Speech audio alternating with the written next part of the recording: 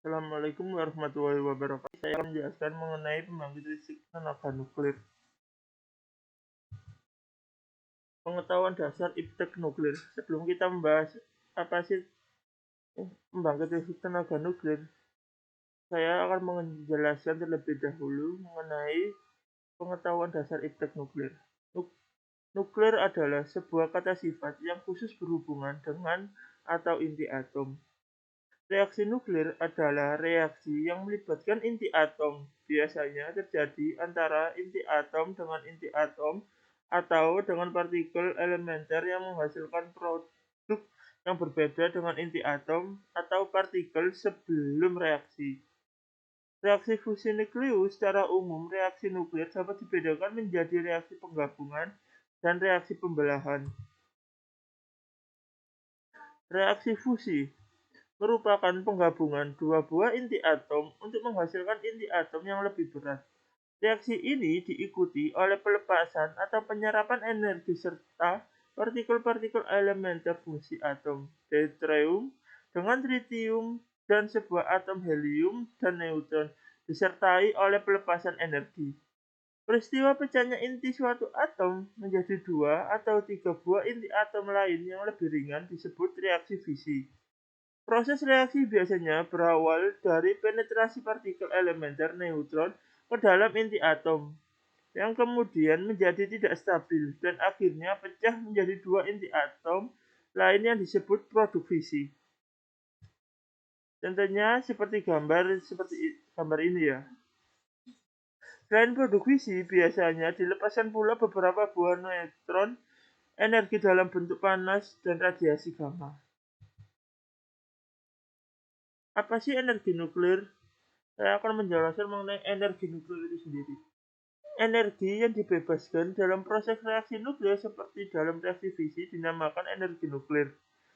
Proton dan neutron secara independen adalah partikel bebas, sehingga ketika bergabung membentuk satu inti atom, partikel-partikel ini terikat oleh energi yang disebut energi ikat. Sebagian dari energi ikat yang dilepaskan dalam proses reaksi fisi nuklir, inilah yang menjadi sumber energi nuklir itu sendiri.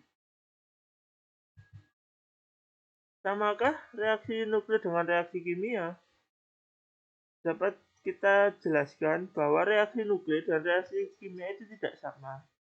Reaksi kimia adalah reaksi yang biasa ditemui dalam kehidupan sehari-hari, seperti pembakaran kayu, minyak tanah, dan gas untuk memasak. Berbeda dengan reaksi nuklir, reaksi kimia tidak melibatkan perubahan pada inti atom dari unsur-unsur yang bereaksi. Sehingga jika misalnya natrium atau sodium direaksikan dengan kalor, dia tidak akan berubah menjadi atom karbon atau atom lainnya. Mereka tetap menjadi atom Na dan C1, hanya kemudian berikatan satu sama lain membentuk molekul NaC1, sehingga energi yang terlibat relatif kecil. Energi yang dihasilkan oleh setiap reaksi fisi sekitar 2 juta kali lebih besar jika dibandingkan dengan energi yang dihasilkan oleh setiap reaksi kimia.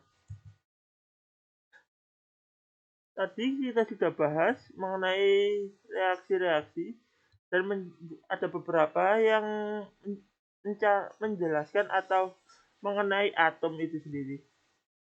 Mungkin dari kita atau teman-teman belum tahu apa sih atom itu sendiri, maka saya akan menjelaskan terlebih dahulu apa sih atom.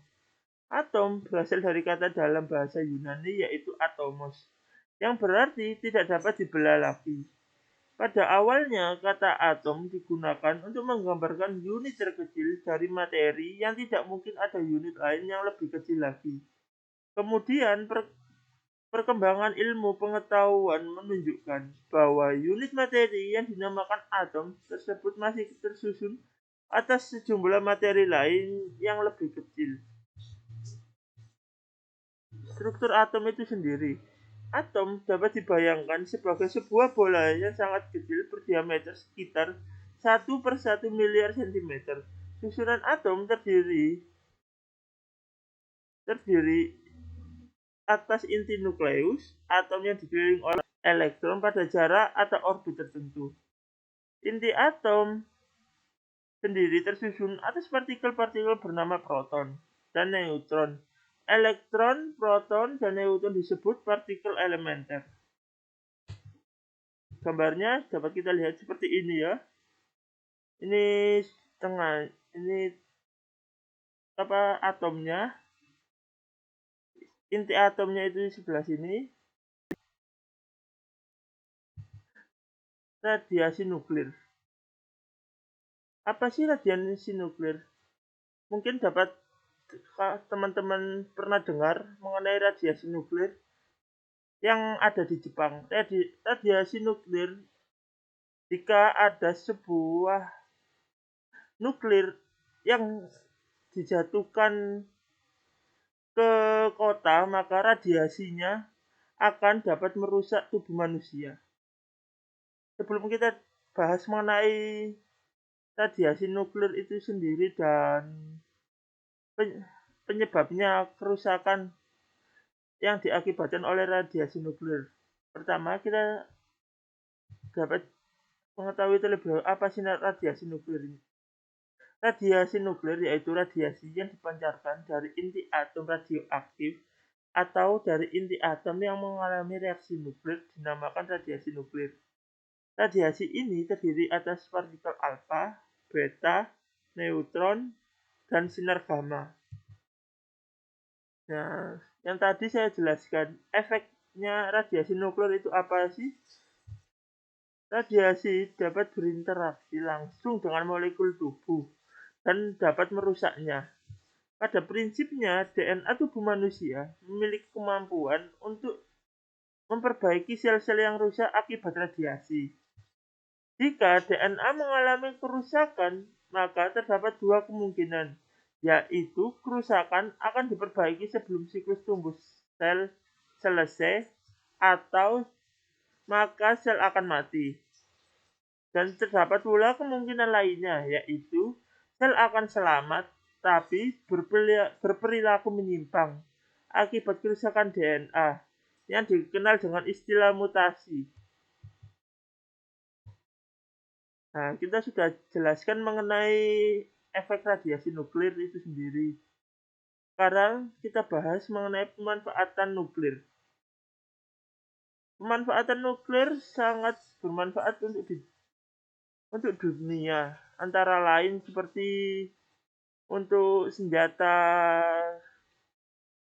pemerintah, contohnya kayak bom nuklir, mungkin teman-teman sudah pernah dengar, dan pembangkit listrik tenaga nuklir. Saya akan menjelaskan mengenai pemanfaat pembangkit listrik tenaga nuklir. Pembangkit listrik tenaga nuklir atau PLTN adalah sebuah pembangkit daya termal yang menggunakan satu atau beberapa faktor nuklir sebagai sumber panasnya. Prinsip kerja sebuah pembangkit listrik tenaga nuklir hampir sama dengan sebuah pembangkit listrik tenaga uap. Menggunakan uap bertekanan tinggi untuk memutar turbin. Putaran turbin inilah yang diubah menjadi energi listrik. Perbedaannya ialah sumber panas yang digunakan untuk menghasilkan panas. Sebuah pembangkit listrik tenaga nuklir menggunakan uranium sebagai sumber panasnya. Reaksi pembelahan fisi, inti uranium menghasilkan energi panas yang daya sebuah pembangkit listrik tenaga nuklir berkisaran antara 40 MW sampai 2000 MW. Untuk pembangkit listrik tenaga nuklir yang dibangun pada tahun 2005 mempunyai sebaran daya dari 600 MW sampai dengan 1200 MW. Sampai tahun 2015 terdapat 437 pembangkit listrik tenaga nuklir yang beroperasi di dunia, yang secara keseluruhan menghasilkan daya sekitar 1/6 dari energi listrik dunia. Mengenai pembahasan pemanfaatan nuklir, dapat kita simpulkan bahwa pemanfaatan nuklir sangat bermanfaat untuk menghasilkan daya atau sumber listrik untuk dunia.